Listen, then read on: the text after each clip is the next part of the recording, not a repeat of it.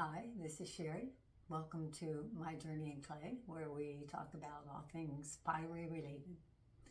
Today, instead of making something with clay, we are going to go over some glazes and how they turned out.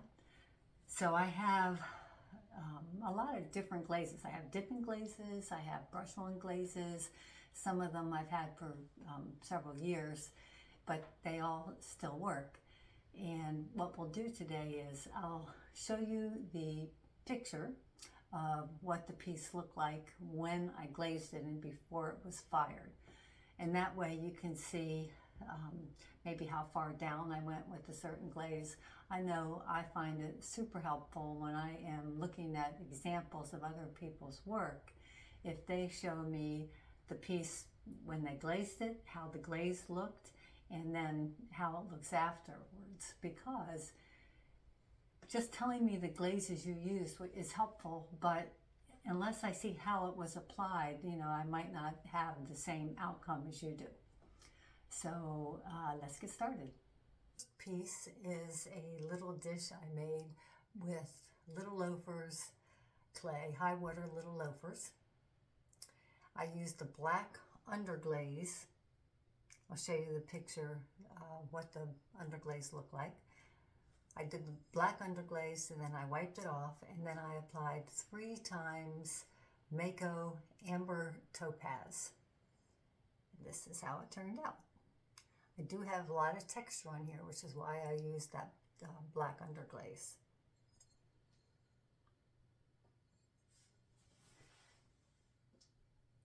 This next piece is also Little Loafers clay.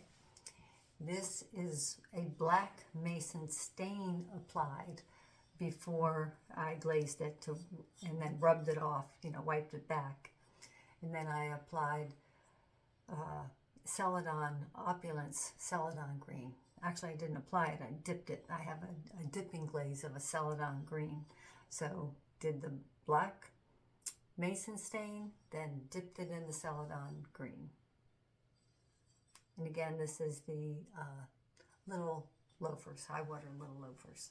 I really like the way this one turned out. This next piece is also Little Loafers, and this piece was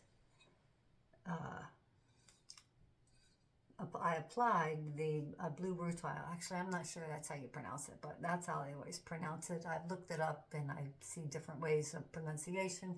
I'm honestly not sure of the 100% correct way, but I applied 3 coats of Amaco blue Rutile. Then I did a little bit of the copper float. I have some Mayco copper float. I applied a little bit of that around the edges, but honestly, I don't really think it made much of a difference. Maybe I just didn't apply very much.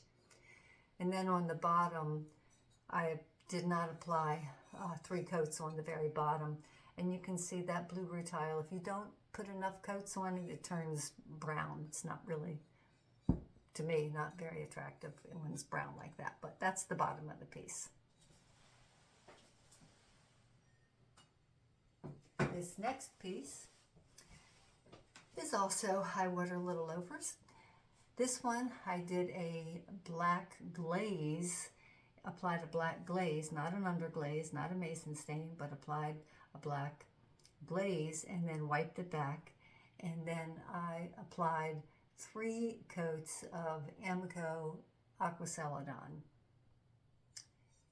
And I am not sure, I was trying to use the black stain, the black mason stain, the underglaze, and the black glaze to see which one I liked best.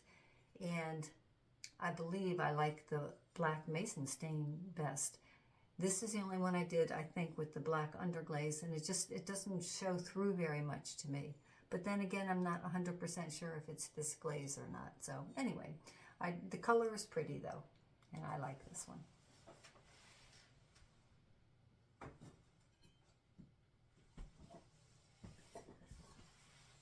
This next piece is another little tray I made with a little bunny rabbit.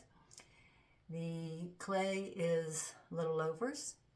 I put some texture, but I had a little stamp that I put along here, plus some lines, making like little diamond shapes. And for this, I used some black mason stain, which I'm not really sure if I needed to do that or not, because I don't know if you can see these lines, but it looks like the glaze itself filtered in more than the black did. The rabbit itself, I did a black glaze, very watered down, and then just painted it, because I didn't want it too shiny, but I did want some color to it.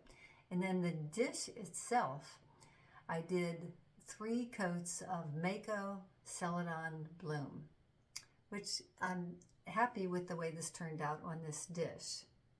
I did 3 coats on the top, and then on the underside I just did 2 coats. I just felt, you know, that it wasn't really necessary.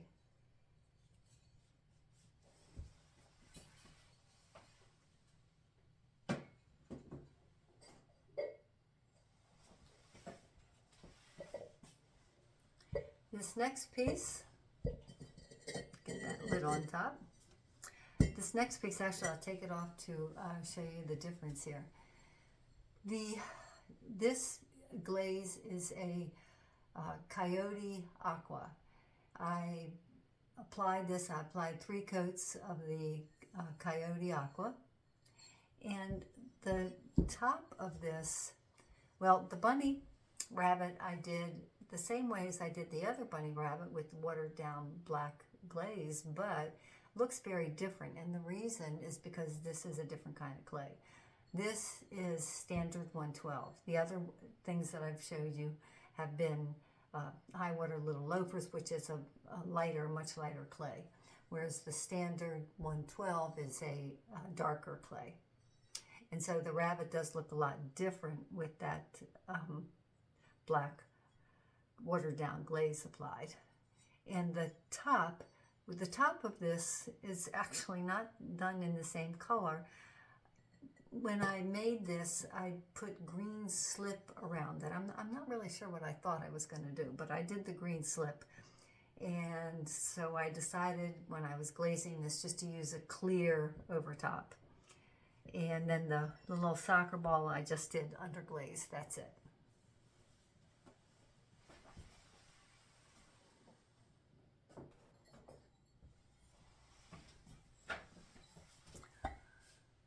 This bunny rabbit, I guess you're seeing a little trend here with the bunny rabbits. I had my granddaughter Charlie over and we were making lots of bunny rabbits, so I was getting into the mode of bunny rabbits and really enjoyed making them. This is dipped. I didn't brush this on. This is standard brand Mediterranean Mist. It's a really pretty blue. It has some, you know, variations there. And then the rabbit itself was the same thing. I did the watered down black glaze. The carrots are actually, these are coated with a little bit of clear. Let me go back a second. I dipped the bottom piece, but the top I couldn't really dip because it's got the rabbit on and the carrots. So the top, I just painted several coats. I tried to make sure I got it thick enough, which I think I did. And the carrots were, when I made the carrots, I used colored clay. So I had a little bit of green clay that I had colored and a little bit of orange clay that I colored. And so these I just did clear over top. But I like this little guy a lot.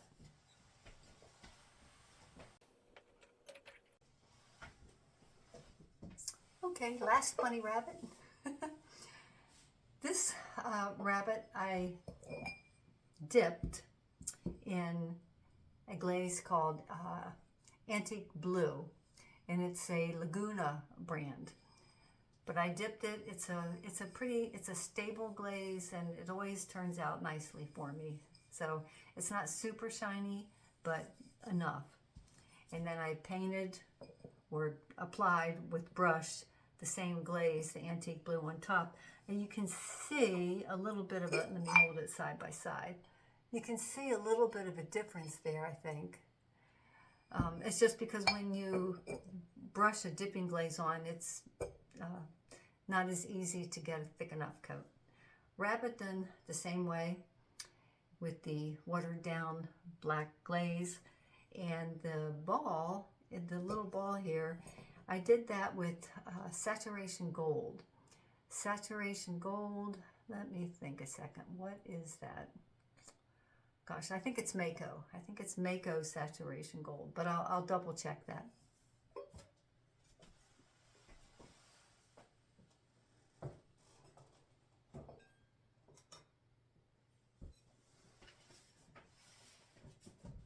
This is a bowl that I did with a glaze I hadn't used before, but it's a popular glaze right now, Amaco Honey Flux. It's the first time I used it. For the bowl, this is a Highwater Little Loafer, so this is a lighter clay. And I did 3 coats of the Honey Flux brushed on, and I did 3 coats on the bottom also of the Honey Flux. Then I took Amaco Textured Turquoise, and on the inside I did 3 coats of the Amaco Textured Turquoise.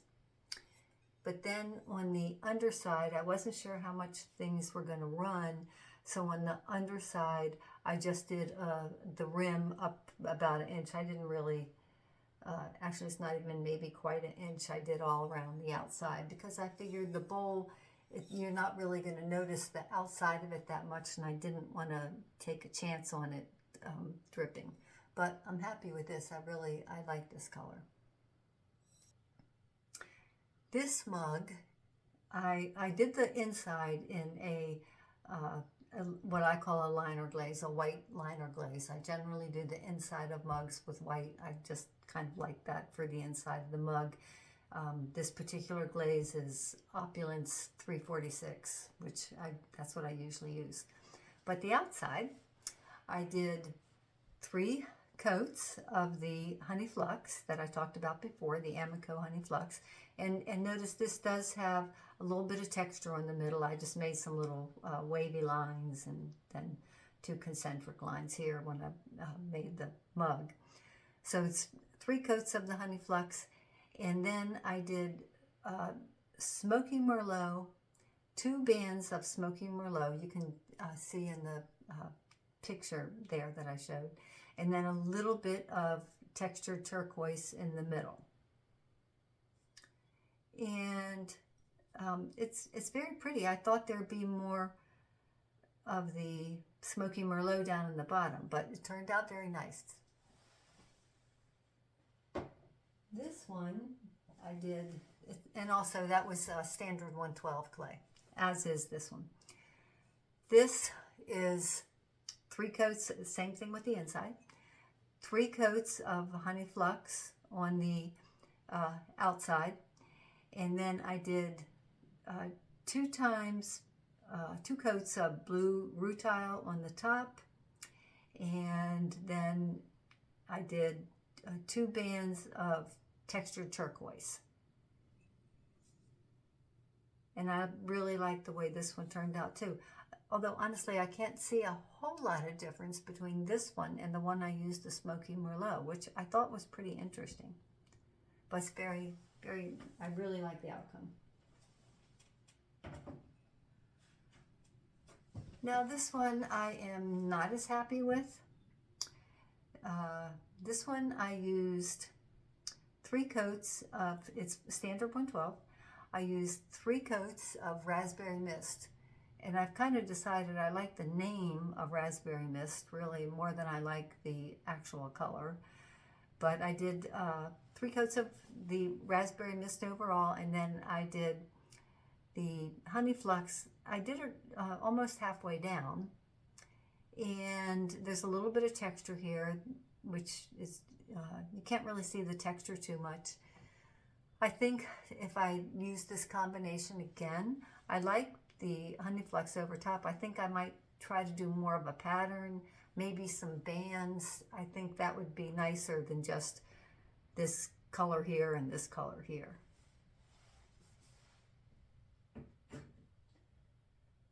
This next one, I'm also not super happy with. I did obsidian, Amaco obsidian, which I haven't used before. And I saw some combinations that I really like, which is why I got it. But in this particular case, again, I did the liner glaze in the white. I did 3 coats of the obsidian, and then I did, I think 2 coats of the fire brick, Amaco fire brick.